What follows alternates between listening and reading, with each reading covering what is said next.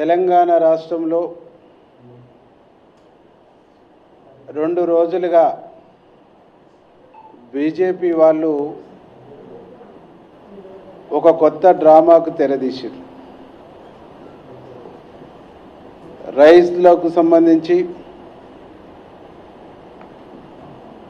వాళ్ళేదో భరోసా ఇవ్వటం కోసం రైతులను ఉద్ధరిస్తామనేటువంటి పేరుతోని ఉత్తయాత్రను మొదలుపెట్టారు. ఈరోజు మేము బీజేపీ నాయకుల్ని సూటిగా అడుగుతున్నాం, మీరు చేయవలసింది రైతుల ఘోషయాత్ర ఇక్కడ కాదు, ఢిల్లీలో చేస్తే రైతులకు ఏమైనా మేలు జరుగుతుంది. 8 మంది ఎంపీలుండి కేంద్ర ప్రభుత్వాన్ని తెలంగాణలో పండిన ప్రతి గింజను కొనాలనేటువంటి పద్ధతుల్లో మోడీని ఒప్పించలేని, మీ ప్రభుత్వాన్ని ఒప్పించలేని ఒక దద్దమ్మలుగా మేము మిలిగిపోతా ఉన్నాం. మా దద్దమ్మల యాత్ర చూడండి అని చెప్పేసి మీరు బయలుదేరినట్టుగా అనిపిస్తాం. ఈరోజు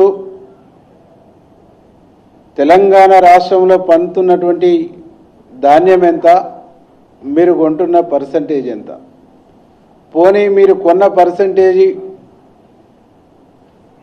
పోయిన సీజన్లో కొన్నటువంటి ధాన్యాన్ని మిల్లింగ్ అయిన తర్వాత ఆ రైస్ను మీరు లిఫ్ట్ చేసి ఉంటే ఈరోజు మా గోడౌన్స్ ఇప్పుడు ఈ సీజన్లో వచ్చినటువంటి ధాన్యాన్ని పెట్టుకోవడానికి అవకాశం ఉంది. కొనేదే తక్కువ, కొన్న ధాన్యాన్ని కూడా తీసుకపోలేని, చేతగాలేని, చావలేని చేతగాని ప్రభుత్వం దేశంలో ఉన్నది. ఈ చేతగాని ప్రభుత్వానికి సంబంధించినటువంటి ప్రతినిధులుగా స్కూల్లో చదువుకుంటున్నటువంటి పిల్లలకు ప్రోగ్రెస్ కార్డు ఉంటుంది. దాంట్లో అటెండెన్స్ పర్సంటేజ్ ఉంటుంది, మార్కుల పర్సంటేజ్ ఉంటుంది. మీరు మీ ప్రోగ్రెస్ కార్డుని నరేంద్ర మోడీకి చూపించడం కోసము అటెండెన్స్ వేసుకోవడానికి పోతున్నట్టుంది తప్ప రైతులకు మీరు మేలు చేస్తానికి పోతున్నట్టు లేదు. నిజంగా మీరు కల్లాలకు పోయి గుండెల మీద చేసుకొని మీరు చెప్పండి, కల్లాలకు పోయి ఈ ధాన్యాన్ని మేము మోడీతో కొనిస్తామని చెప్పగలుగుతారా? ఈ ధాన్యాన్ని బీజేపీ కొంటదని చెప్పగలుగుతారా? ఈ ధాన్యం తడిసినా కానీ సెంట్రల్లో ఉన్న మోడీని ఒప్పించి మేమే ఈ ధాన్యాన్ని కొంటాము అని చెప్పేసి మీరు చెప్పగలుగుతారా? చెప్పలేరు. పోనీ చివరికి ఆ సెంటర్స్కు పోయి వాళ్ళకున్న అమాలీ సమస్యనో, ట్రాన్స్పోర్ట్ సమస్యనో, లారీల సమస్యనో తీర్చగలుగుతారా? ఏమీ చేయలేనటువంటి వాళ్ళు, పనిపాట లేనటువంటి వాళ్ళు ఏదో చేసినట్టు మీరు ఎందుకు మీ యాత్ర? కాబట్టి ఇవాళ రైతాంగానికి మేము విజ్ఞప్తి చేస్తూ ఉన్నాం. ఈ దేశంలో రైతాంగాన్ని గోసపుచ్చుకున్నటువంటి పార్టీ బీజేపీ పార్టీ.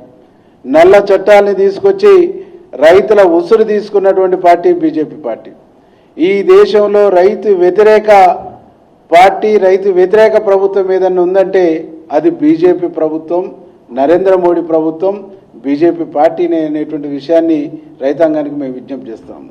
ఈరోజు ఈ రాష్ట్రంలో 1,50,00,000 మెట్రిక్ టన్నుల ధాన్యం ఉత్పత్తి అవుతా ఉంది, పండుతా ఉంది. ఈ ధాన్యాన్ని వేగంగా కొనటం కోసం తెలంగాణ రాష్ట్ర ప్రభుత్వం, గౌరవనీయులు మా ముఖ్యమంత్రి గారు అన్ని రకాల చర్యల్ని చేపట్టారు. ధాన్యం అమ్ముకున్న వెంటనే 72 గంటల్లోనే, 3 రోజుల్లోనే రైతుల ఖాతాలకు డబ్బులు వచ్చేటువంటి ఏర్పాటు చేశారు. 22,000 కోట్ల రూపాయలని ధాన్యం కొనుగోలు జరిగిన వెంటనే రైతులకు ఇవ్వడానికి ఇలా డబ్బును కూడా అందుబాటులో ఉంచారు. కొంత ఆలస్యం అవుతుంది కొన్ని చోట్ల.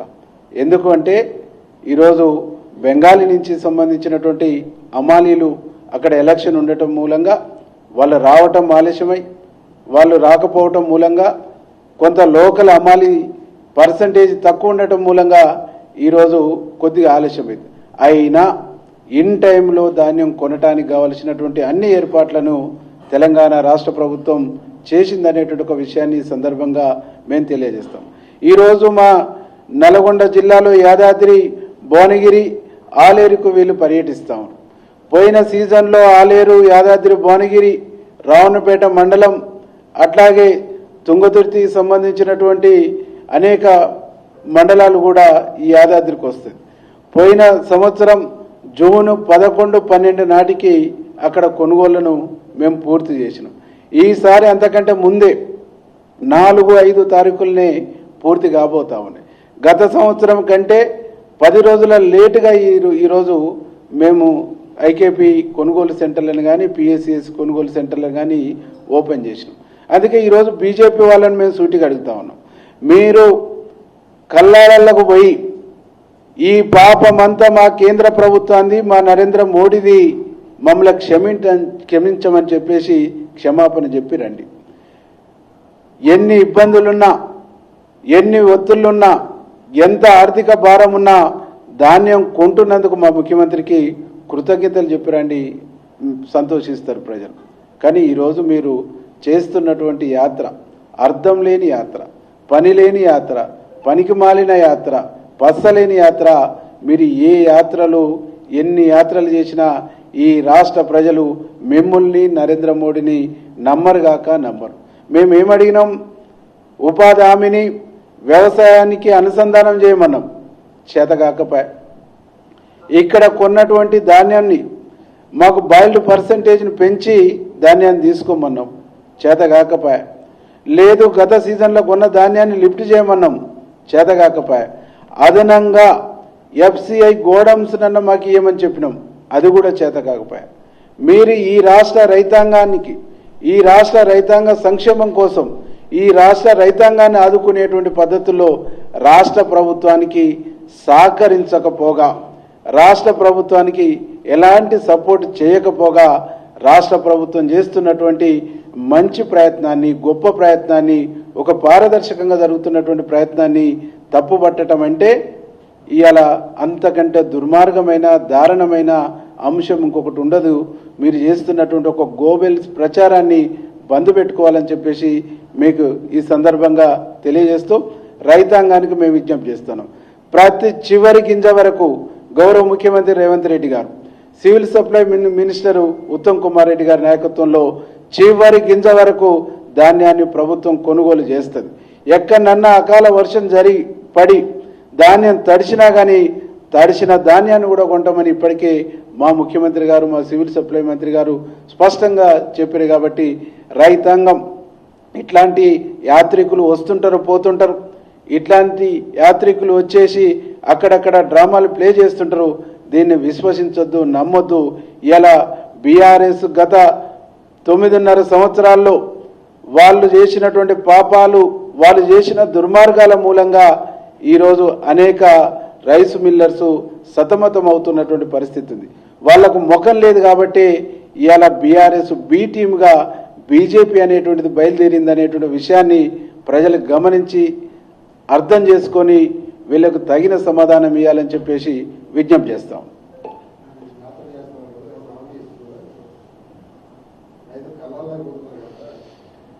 అంటే వాళ్ళు రైతులకు హామీ ఇవ్వవలసినటువంటి అవసరం లేదు. రైతుల ధాన్యం వేగంగా కొనటానికి కనీసం నిర్మాణాత్మకమైనటువంటి సలహా ఇచ్చి వచ్చినా బాగుండేది. కానీ నిర్మాణాత్మకమైనటువంటి సలహా ఇవ్వటానికి కూడా వాళ్ళకు మినిమం నాలెడ్జ్ లేదు. ధాన్యం అనేటువంటిది ఏ మిల్లుకి ఎంత ట్యాగింగ్ అయింది, ఆ మిల్లులో ఉన్నటువంటి అమాలి ఎంత, మార్కెట్లో ఎన్ని లోన్లు ఎత్తుతారు. నేను ప్రతి సెంటర్ని టచ్ చేసిన మా నియోజకవర్గంలో. నేను 4 లారీలు పంపిస్తా అంటే 2 లారీలకు మించి మేము ఎత్తలేకపోతున్నామని చెప్పేసి రైతుల్లో అక్కడ ఉన్నటువంటి అమాలీలు చెప్తా ఉన్నారు. సెంటర్ నిర్వాహకులు కూడా చెప్తారు. ఎందుకంటే ఎండ బాగుంది. ఒక్కొక్క మూట, ఒక్కొక్క గుంపు ఒక్క లారీనే లోడ్ చేసేటువంటి పరిస్థితి. అంటే బస్తాలకు నింపి కాటా వేసి దాన్ని బస్తాలను కుట్టి లోడ్ ఎత్తేటప్పటికీ ఎండకు వాళ్లకు ఇబ్బందికరమైన. అయినా మేము సెంటర్ ఇన్ఛార్జీల్ని, అమాలీలన్నీ, రైతుల్ని కన్విన్స్ చేసి ఉదయం 2 ఎత్తండి, సాయంత్రం 2 ఎత్తండి, చల్లబూట ఉదయం ఎర్లీ మార్నింగ్ 2 ఎత్తండి అని చెప్పేసి మేము 4 లారీలని కూడా కొన్ని సెంటర్లలో మేము పెడతాము. కాలైన సెంటర్ నుంచి అమాలీలను ఎక్కువ ధాన్యం ఉన్న సెంటర్కు అక్కడికి మేము ట్రాన్స్పోర్ట్ వీళ్ళని అక్కడికి మళ్లించేసి అక్కడి నుంచి వేగం ఉదాహరణకు మా నెకరకల్లు మండలంలో దాదాపుగా 17 సెంటర్లు ఉంటే 2 రోజులు 3 రోజుల క్రితం 13 సెంటర్లు క్లోజ్ అయినాయి. ఇవాళ 2 సెంటర్లు క్లోజ్ అయినాయి. రేపటితో మండలం మొత్తం కూడా క్లోజింగ్ బోర్డు పెడతాము. కేతపల్లి మండలం ఒక 4 సెంటర్లు తప్ప అన్నీ క్లోజ్ అయినాయి. 2 డేస్లో అవి కూడా క్లోజ్ అయిపోతాం. అట్లాగే కట్టంగూరు మండలం ఒక 4-5 సెంటర్లు అయితే 4 రోజుల్లో అన్నీ కూడా క్లోజ్ అయిపోతున్నటువంటి పరిస్థితి.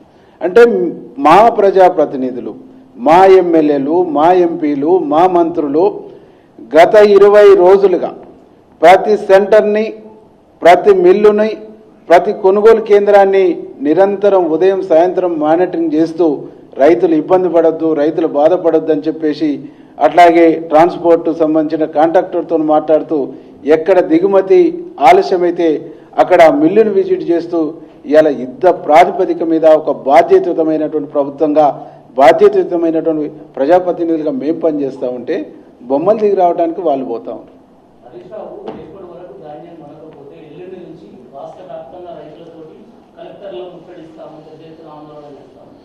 హరీష్ రావు గారు సివిల్ సప్లై మినిస్టర్గా చేసిండు. ఆయన సివిల్ సప్లై మినిస్టర్గా చేసినప్పుడు ఈ సీజన్లో ఎన్ని రోజుల వరకు ధాన్యం కొనుగోలు పూర్తయినాయో ఆయన సివిల్ సప్లై మినిస్టర్గా ఉన్నప్పుడు ఆయన కాడ కూడా లెక్కలుంటాయి. వెనకసీరి వచ్చినటువంటి ధాన్యం జూన్ 15, జూన్ 20 దాకా కూడా కొన్నటువంటి పరిస్థితి. కొన్ని ప్రాంతాలలో ముందు నాటు పెడతారు, కొన్ని ప్రాంతాలలో వెనక నాటు పెడతారు. ఈ వెనక ముందు వరుసగా వచ్చేటువంటి ధాన్యం కొనుగోలు అనేటువంటిది ఈ నెలాఖర వచ్చే నెల 15 వరకు కూడా కొనుగోలు అవుతూ ఉంటాయి. ఈ సత్యం హరీష్ రావు గారికి తెలుసు. కళ్ళాలకు పోతే రైతులు కూడా అదే చెప్తారు. కాబట్టి ఏం చేస్తుండు, కలెక్టరేట్ల ముందు పోయి ధర్నా చేసి ఒక స్పీచ్ కొట్టేస్తాడు. అంటే బాధ్యతయుతమైనటువంటి ప్రతిపక్షం అయితే, బాధ్యతయుతమైనటువంటి లీడర్ అయితే, బాధ్యత కలిగినటువంటి పౌరుడైతే నిర్మాణాత్మకమైనటువంటి సూచన చేస్తాడు. లేదు సివిల్ సప్లై మినిస్టర్గా చేసిన తన అనుభవాన్ని అంతా రంగరించి ఒక మంచి సలహా ఇస్తాడు. కానీ హరీష్ రావు గారికి కావాల్సింది political drama, political mileage, political creation తప్ప రైతులకు సంబంధించినటువంటి మంచి అనేటువంటిది లేదు. హరీష్ రావుకి తెలియదా మొక్కజొన్నలు కేంద్రం కొంటలేదనేది తెలియదా? మొక్కజొన్నలు కొనేటువంటి దాన్ని బాధ్యత కేంద్రం తీసుకుంటలేదని తెలియదా? ఆ సోయాలు కేంద్రం కొంటలేదని తెలియదా? ఇవన్నీ కూడా రాష్ట్ర ప్రభుత్వమే సేకరిస్తుందని తెలియదా? రాష్ట్ర ప్రభుత్వానికి కేంద్రం కేవలం వరి మీద, మొక్క మీద, సోయా మీద, అన్నిటి మీద, వేరుశనగ మీద మద్దతు ధర ప్రకటించి వదిలేస్తుంది తప్ప కొనే బాధ్యత తీసుకుంటలేదనే నగ్న సత్యము హరీష్ రావుకి తెలుసు కదా. తెలిసి కూడా హరీష్ రావు అబద్ధం మాట్లాడతాడు, అసత్యాలు మాట్లాడతాడు. అదే ఆయనకున్న ప్రత్యేకత.